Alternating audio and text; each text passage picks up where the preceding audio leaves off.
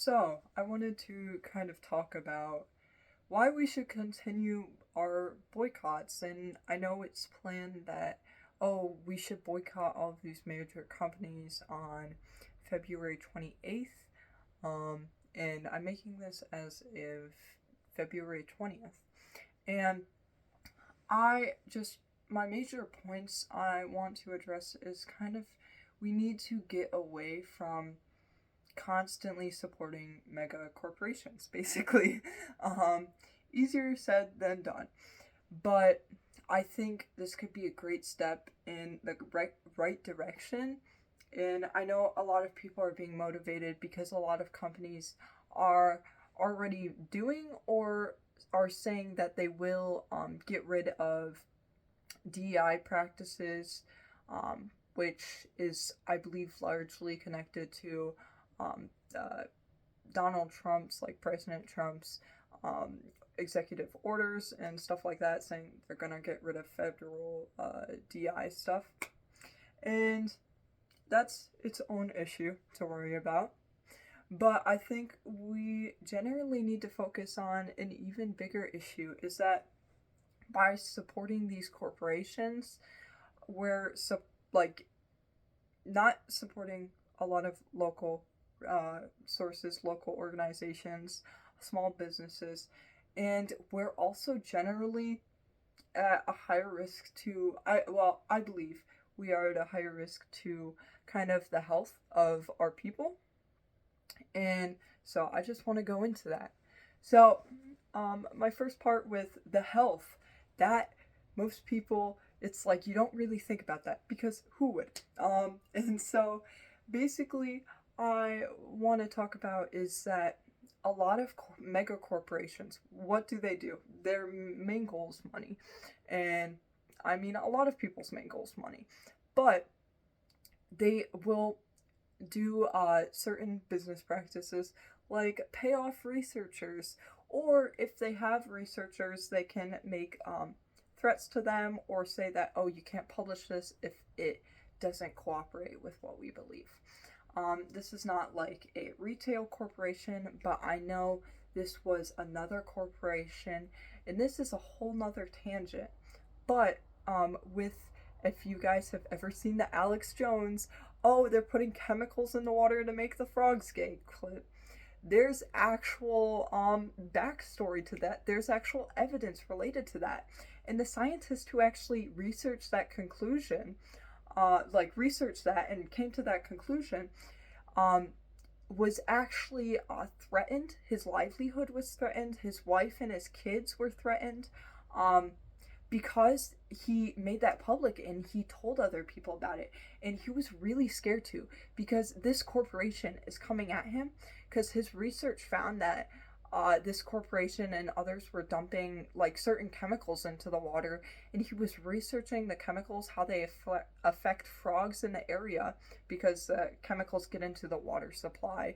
And with the frogs that were around those chemicals, it was actually causing a lot of developmental defects. So certain frogs would either be like born with either multiple or a mix of like testes and ovaries. So like some frogs could be born with like two ovaries and then two testes. It was a whole like mix of things. And so he found that. He also found that some male frogs were actually having more like homosexual behaviors. So some of the male frogs would act more like female frogs and then try and mate with male frogs. Um, and so that's obviously a problem for the frogs because it makes it harder for them to reproduce and can be challenging for just having like reproduction if you have like two ovaries and then a testy or something thrown in. And so he found that, and I mean, that's just frogs, but then you also have to think, oh, if that water's contaminated, that means that it's likely that our water's contaminated, and that could be affecting people. And that's not good. So he found that this was toxic, and the corporations basically said, yeah, you can't show this. So that's kind of part like an example of how corporations, mega corporations, can either pay off researchers or just have like a crazy amount of like control over like what research gets published. So there's certain things, if it looks bad for an organization to have this out there, there's steps that they can take to say, okay, let's not have people learn about this. Let's not have you publish this. Let's not have people like, let's not have this be popular, or let's have other researchers that are paid by us do research and then surprisingly come to alternate conclusions. So that's its whole big problem, whole, not even conspiracy, but whole web of just events that have happened over and over again. And so I don't find it unlikely that megacorporations that we would be boycotting are also participating in shady business practices like this. And so I think it's generally we want to avoid that. And then my next point is that we should generally support a lot more small businesses and like local businesses. I know like with like Starbucks, that is across the nation. That's generally where people go, oh, I want to go get like a latte, coffee, something like that. And now what you're seeing is it's a lot less common to have like any other coffee shops. And it's just so like rare for them to happen, and they're generally struggling. There's generally not a lot of people in coffee shops that aren't either like Dunkin' or Starbucks.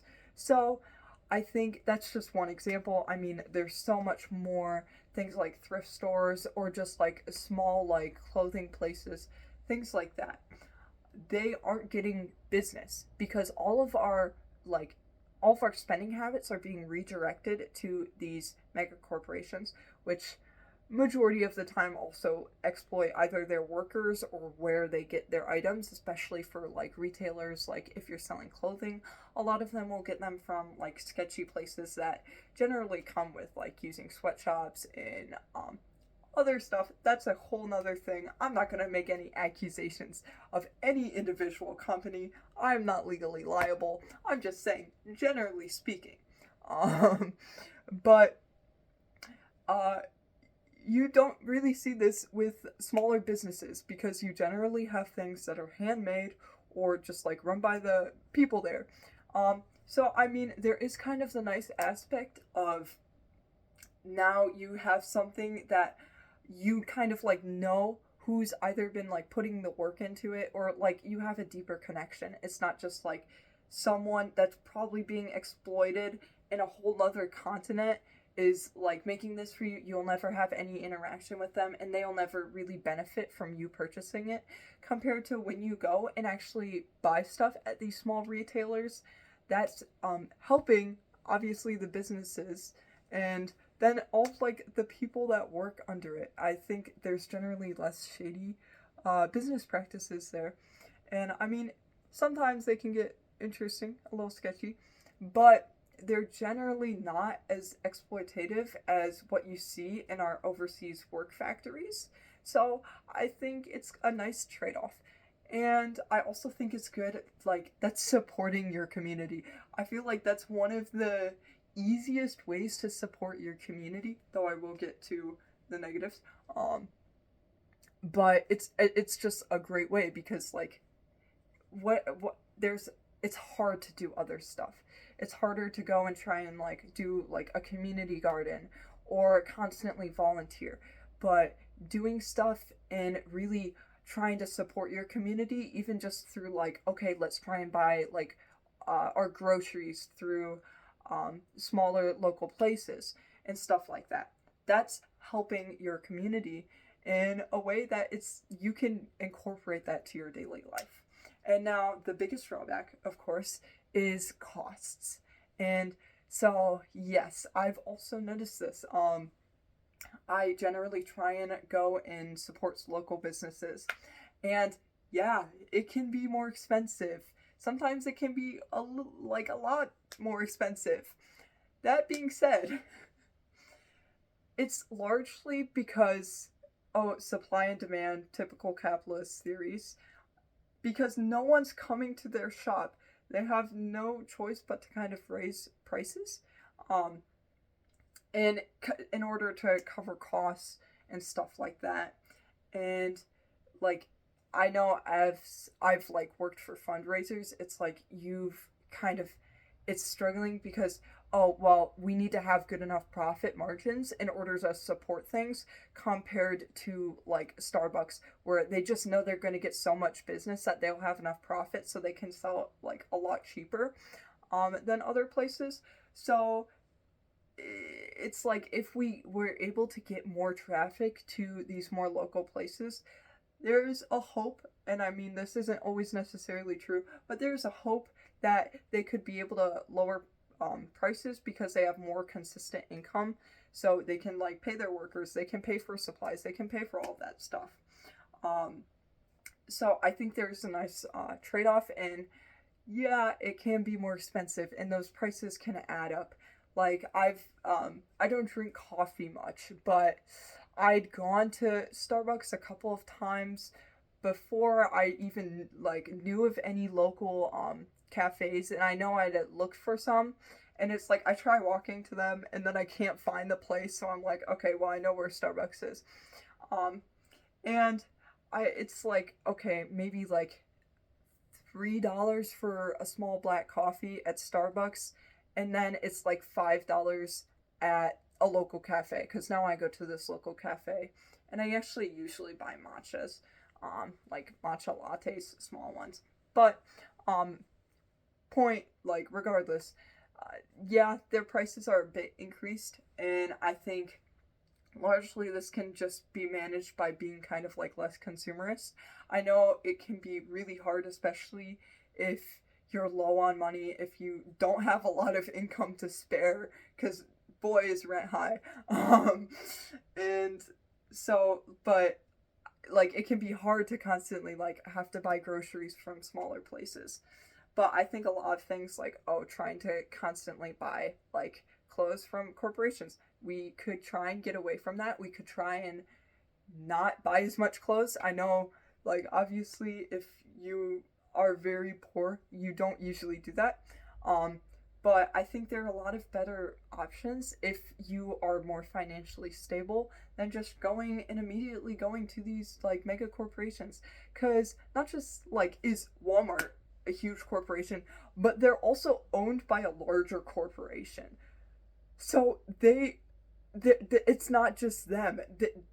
They're a part of a bigger thing with other like companies. Um, and so that's just like so few people have such large control of the market, which is never good because that means they can just like raise prices super high. Um, but that's its own thing. Um, but I think a lot of like things like having retail, avoiding that. My best offers of advice. Learn to fix your clothes. Learn to sew. I've noticed a lot of people don't know how to do that, and I think a lot more people should. Whenever I have something that is like even socks, if they get holes, if it's like getting loose, just sew it. It usually goes and like starts working. Um, Other than that, thrift stores, they're great. You can usually get stuff that's actually pretty decent quality for really cheap. And then also generally they're owned by like also small businesses. So not just is it a thrift store, but that's also generally a small business. So and then you can get stuff for cheap, sometimes even cheaper than you can at like Target, for example, and usually cheaper than there. Um, with the exception of what is it called? Um, that one like really big like thrift store where people donate their clothes. Oh, Goodwill.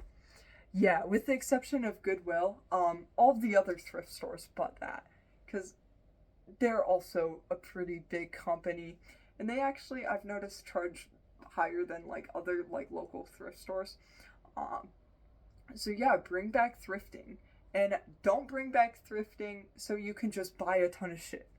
Bring back thrifting so you can like buy clothes that you wear for a long period of time, or like fix, and only do that when you really need it.